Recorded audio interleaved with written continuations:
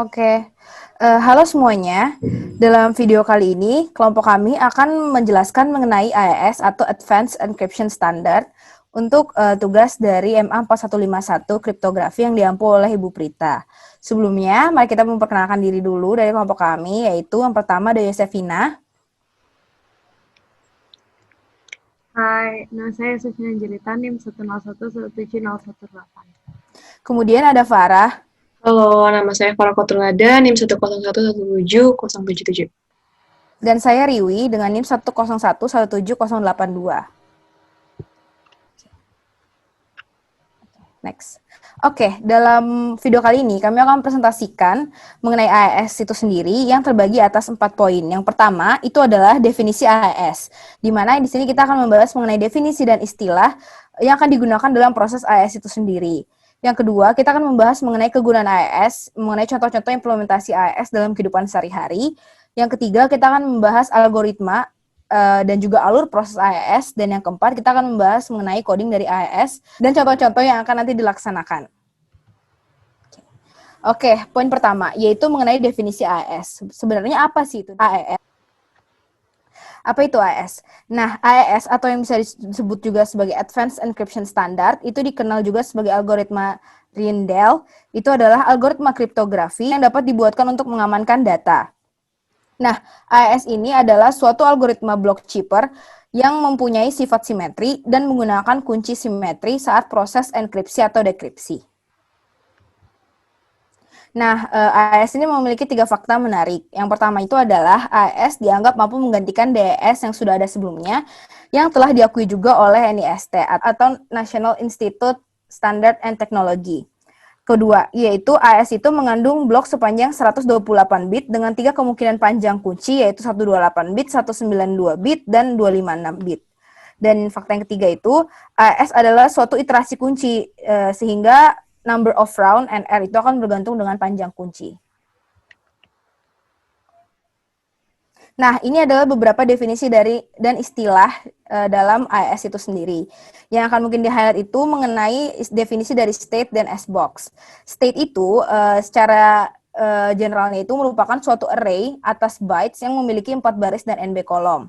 Dan S-box itu sendiri merupakan suatu tabel substitusi non-linear yang digunakan untuk transformasi substitusi bytes dan digunakan juga di setiap key expansion untuk substitusi satu-satu dari nilai bytes.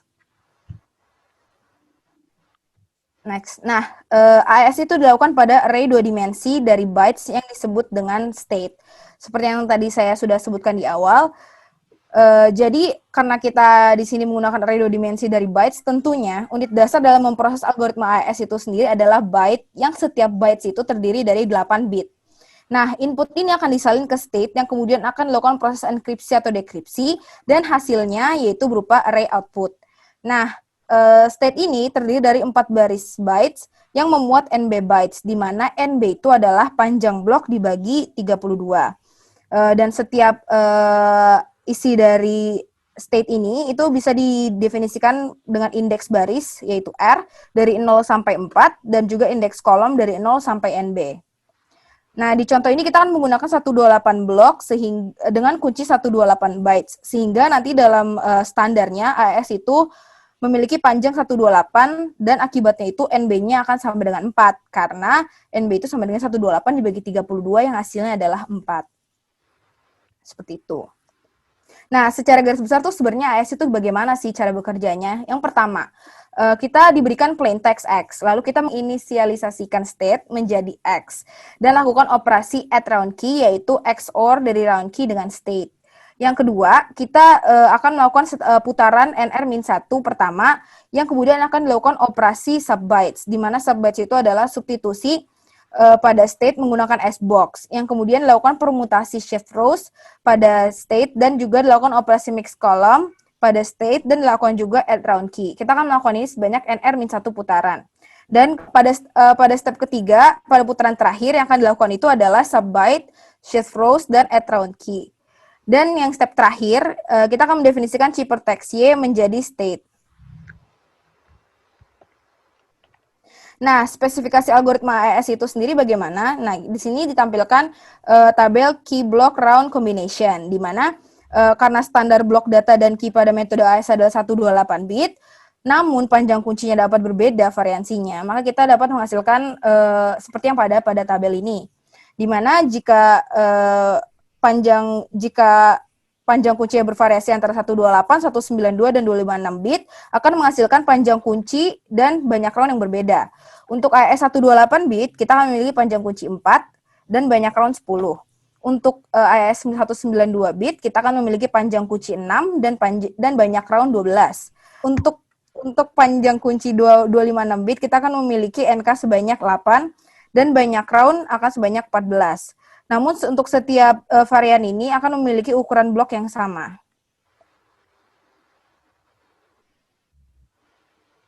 Nah, yang kedua, kita akan membahas mengenai kegunaan AES. Bagaimana sih kegunaan AES? Seperti definisinya, AES digunakan untuk mengamankan data. Dalam hal ini, yaitu berupa enkripsi dan dekripsi dokumen. Nah, ini adalah salah 3 dari implementasi AES yang ada. Yang pertama itu adalah kompresi 7-zip, di mana AES digunakan untuk mengenkripsi isi dari data dengan metode AES 256. Nah, AES 7-zip ini, kompresi 7-zip ini, kuncinya itu dihasilkan dari fungsi hash. Nah, perpaduan antara enkripsi dan kunci hash ini membuat suatu informasi itu menjadi lebih terlindungi dan tidak mudah dirusak oleh virus. Nah, yang kedua itu adalah kompresi WinZip. Di sini AES itu berguna untuk melakukan kompresi yang tentunya berbeda konsepnya dengan enkripsi, di mana kompresi itu untuk mengecilkan ukuran suatu data yang biasanya digunakan kode Huffman untuk melakukan hal tersebut. Yang ketiga adalah descriptor, di mana AES ini digunakan untuk enkripsi seluruh isi disk atau partisi pada komputer. Nah, metode enkripsi pada descriptor ini tuh yang ditawarkan tuh ada tiga hal, yaitu AES 256, Two-Face, dan Serpent. Kemudian akan dibahas mengenai algoritma oleh Yosefina. Jadi selanjutnya kita akan mempelajari mengenai algoritma dari AES itu sendiri. Nah, gimana sih cara AES bekerja? Kita recall dulu apa yang udah dijelaskan di awal, yaitu bahwa kita mulai dengan input, yaitu di mana input ini kemudian kita kenakan pada initial round, di mana initial round itu ada function at round key, di mana kita tuh mengoperasikan 16 byte dalam grid 4x4 itu dengan menggunakan operasi sort terhadap key initial kita yang ukurannya juga 16 byte. Kemudian ada standard round yang dilakukan NR-1 kali, yaitu terhadap dengan fungsi subbyte, shift rows, max columns, kemudian add round key. Kemudian pada final round kita mengeliminasi max column sehingga hanya subbyte, shift rows, dan add round key. Nah, hasil dari semua yang kita generate setelah semua round ini itu akan menjadi output atau ciphertext final yang kita gunakan. Nah, kita akan bahas satu-satu nih fungsi-fungsinya itu apa aja. Pertama dengan fungsi subbytes. Nah, prinsip dari fungsi subbytes ini sebenarnya kita mensubstitusi. Nah, apa yang disubstitusi dari bytes ini kita notasikan dia dengan hexadesimal. Kemudian kita kenakan terhadap sbox sehingga sbox ini menghasilkan suatu output yang baru yaitu s-aksen ini. Nah, sebenarnya untuk algoritmanya tuh bakal kayak gimana sih kayak gitu. Nah, ini tuh algoritma dari subbytes. Jadi pertama yang perlu kita ingat adalah kita bergerak atau bekerja di dalam field 2/8 karena kita bekerja dalam 1 byte yaitu 8 bit. Nah, ini tuh adalah fungsi multiplikatif inverse yang sudah didefinisikan dalam field ini. Nah, pertama untuk algoritma subbytes itu inputnya adalah dengan menggunakan 1 byte yaitu 8 bit. Sehingga dari A0 sampai A7. Kemudian kita definisikan fungsi field-in, which is the fungsi multiplicative inverse dalam field 2/8, kemudian binary to field untuk mengubah notasi dalam bentuk binary, karena kita punya 8 bit ini, ke dalam notasi yang diketahui oleh field 2/8 ini. Kemudian field to binary itu kebalikannya. Nah, pertama, kita store 8 bit A0 sampai A7 ini kita ubah dulu ke dalam notasi field, kita store dalam variable set. Kemudian di Z ini kita kenakan dengan notasi field inf yaitu multiplicative inverse, di mana inverse Z dikali dengan Z itu akan kemudian dengan satu mod X pangkat 8 tambah X pangkat 4 tambah X pangkat 3 tambah X tambah 1. Nah, kemudian kita mengubah lagi nih dari notasi field ini, kita ubah lagi ke dalam bentuk bit Z ini, terus kita store dalam A0 sampai A7. Kemudian kita assign suatu konstanta C0 sampai C7 yaitu 011, 00011. Nah, selanjutnya kita akan bekerja dalam modulo 8, yaitu iterasi yang dilakukan adalah iterasi dari I 0 sampai 7, di mana setiap BI yang kita peroleh itu dengan menambahkan AI tambah AI plus 4 tambah AI plus 5 tambah AI plus 6 tambah AI plus 7 ditambah CI map 2, sehingga kita akan dapatkan B0 sampai B7, which is the output dari algoritma ini, dan harapannya output ini tuh akan sama dengan ketika kita mensubstitusikan menggunakan SBox. Nah, kemudian untuk SBox ini, jadi SBox ini adalah yang belum dijelasin tadi. Jadi SBox ini adalah array 16 kali 16 yang ukurannya jadi 256, di mana 256 SBox ini menjamin ketika kita mensubstitusikan, dia menjamin bahwa hasil substitusinya ini juga akan berada di field yang kita kerja, yaitu field 2,8 ini. Nah, fungsi kedua kita ada shift rows. Nah, shift rows ini sebenarnya pretty straightforward ya. Jadi idenya adalah kita menggeser atau mengubah urutan dari byte-byte yang ada pada baris yang sama. Jadi misalnya dapat dilihat di sini, untuk baris pertama kita tidak mengubah apa-apa. Nah, jadi hasilnya akan sama persis. Untuk baris kedua, kita menggeser sebanyak 1 ke kiri. Jadi S13 akan menduduki S12, S12 menduduki S11, dan seterusnya. Sehingga kita peroleh hasil yang berada di sini. Kemudian untuk row ketiga, kita mengubah S23 menduduki S21. Jadi kita geser sebanyak 2 ke kiri. Nah, hasilnya ada pada baris yang kanan ini. Begitu pula untuk row keempat, kita menggeser sebanyak 3. Nah, hasilnya adalah output dari shift rows itu adalah grid 4x4 yang ada di kanan ini. Nah, menurut kami ini cukup straightforward dan cukup gampang dimengerti pula, sehingga belum memerlukan pseudocode yang khusus untuk menjelaskan shift rows ini. Nah, fungsi yang ketiga ini yang lebih ribet lagi, ini namanya mixed columns. Jadi mixed columns ini idenya gimana? Idenya adalah kita mengalihkan matriks dengan 4 elemen yang ada pada kolom yang sama, yaitu di sini pada kolom C, dengan C itu dari 0 sampai NP. Nah, gimana sih cara kita melakukan operasi ini? Itu kayak gimana?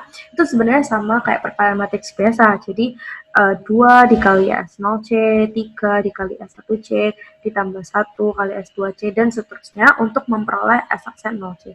Tapi yang perlu kita highlight di sini adalah operasi perkalian dan penjumlahan pada field 2/8 yang kita bekerja di sana, itu tuh berbeda dengan perkalian dan penjumlahan biasa, di mana perkalian itu harus multiplication yang sudah didefinisikan pada field tersebut, yaitu multiplication dengan modulo polinomial.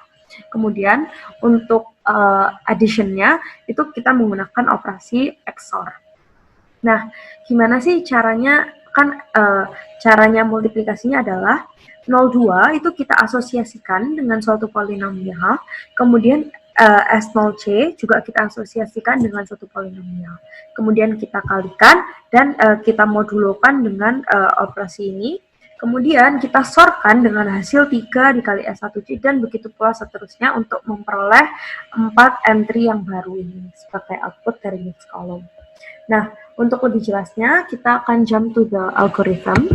Jadi untuk algoritmnya adalah kita definisikan dulu fungsi field mode, binary to field, dan field to binary. Di mana field mode ini mendefinisikan multiplicative inverse.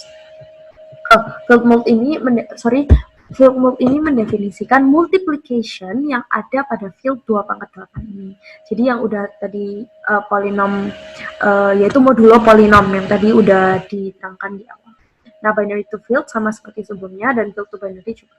Nah, karena kita bekerja dalam satu kolom, maka ada 4 byte ke bawah nih. Nah, maka iteration-nya adalah dari 0 sampai 3. Dengan TI ini kita assign sesuai dengan entry-nya, yaitu S0C, S1C, S2C, dan S3C.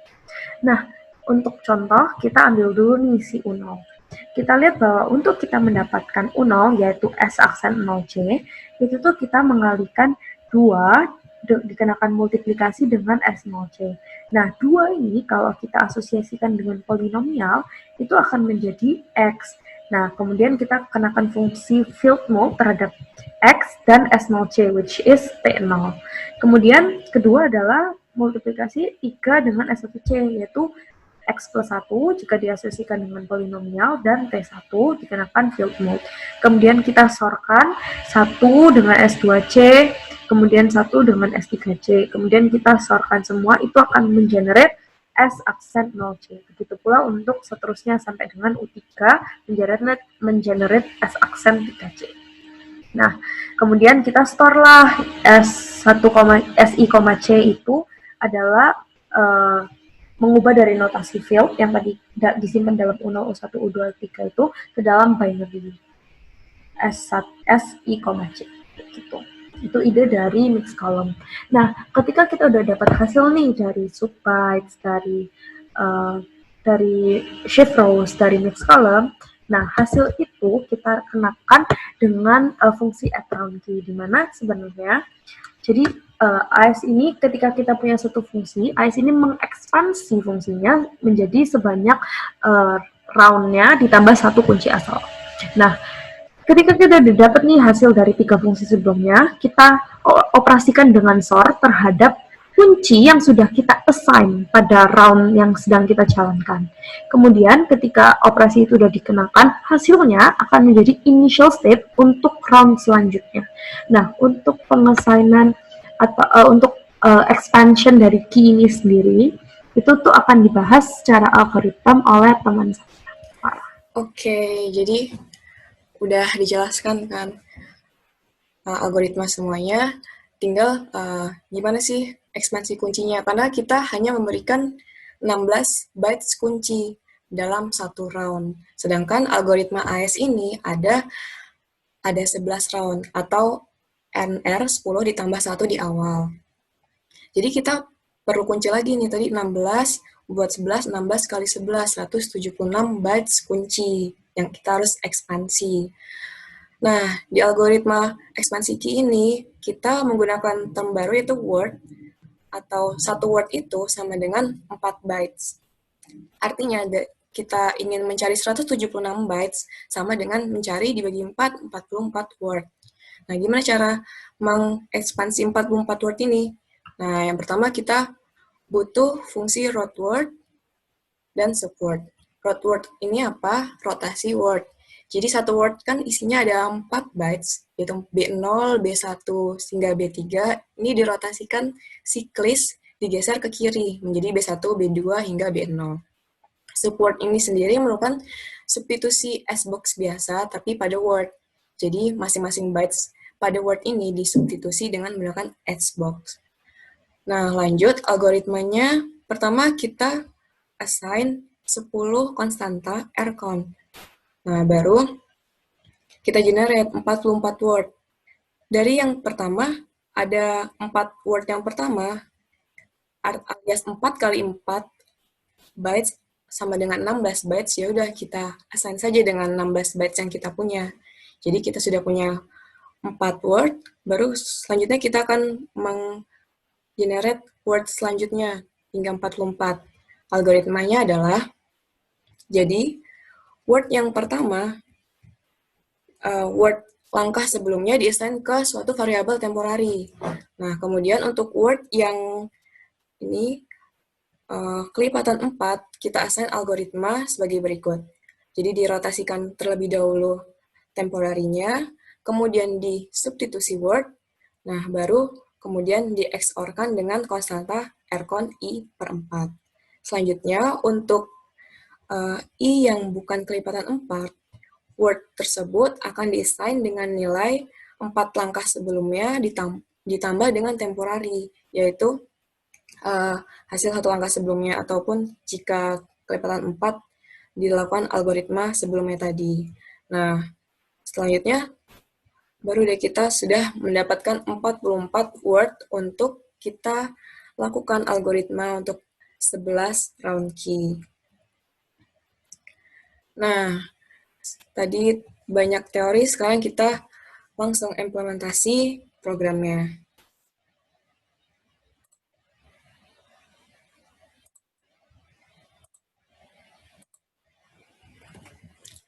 Nah, yang pertama, kita assign dulu konstantanya. Apa aja konstantanya? Di sini kita generate konstanta untuk S-box, kemudian untuk RS-box ini adalah S-box inverse, yang sebenarnya gunanya untuk dekripsi yang tidak akan kita bahas untuk sesi kali ini. Kemudian juga konstanta rcon. Nah, lanjut untuk fungsi AS-nya. Nah, di sini programnya berfungsi nih untuk baik 128 bit, 192 hingga 256. Kemudian ini matriks S-box-nya, RS-box-nya. Kemudian ini fungsi untuk mendapatkan nilai S-box. Dan ini juga untuk RS-box-nya. Nah, ini matriks untuk rcon-nya. Nah, ini adalah fungsi untuk mendapatkan rcon-nya. Nah, baru kita masuk ke program untuk ekspansi kuncinya. Jadi di ekspansi kunci tadi kita pertama harus punya root word dulu kan. Jadi ini fungsi untuk merotasikan word.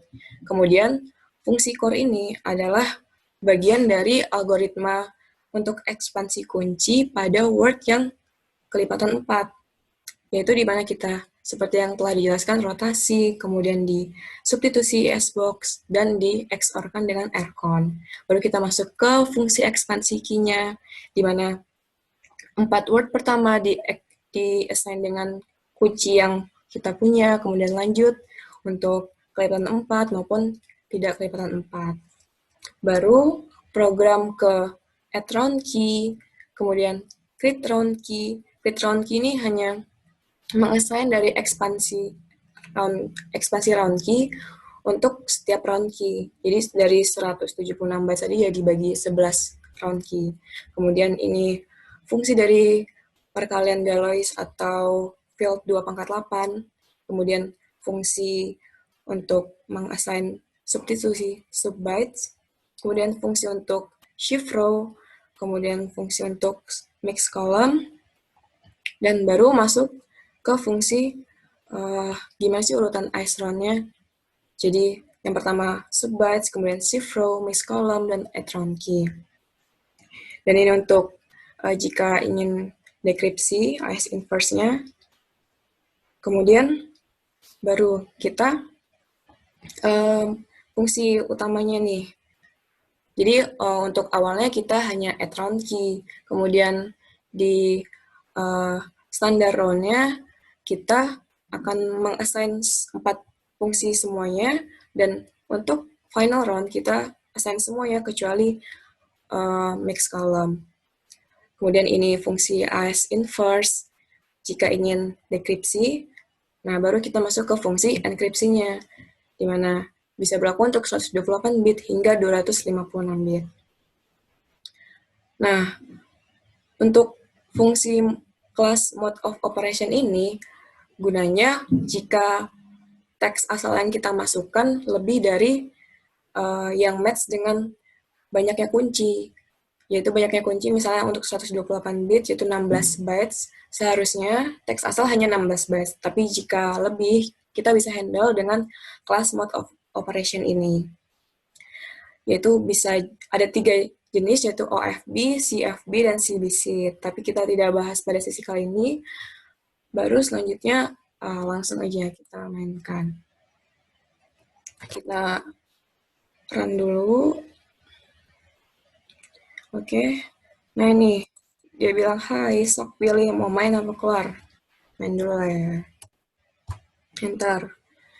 Kemudian sok masukkan teks yang ingin diamankan. Bisa simbol-simbol loh. Jadi ini tipenya ASCII. Bisa semua huruf, angka, maupun simbol-simbol.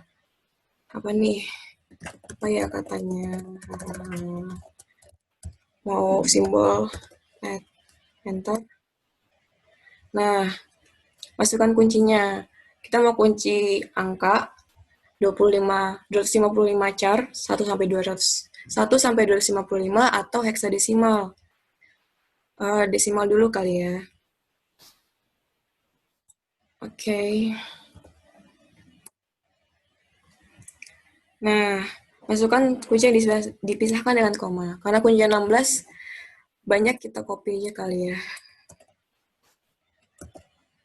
Biar, yaudah ada yang kita ganti deh.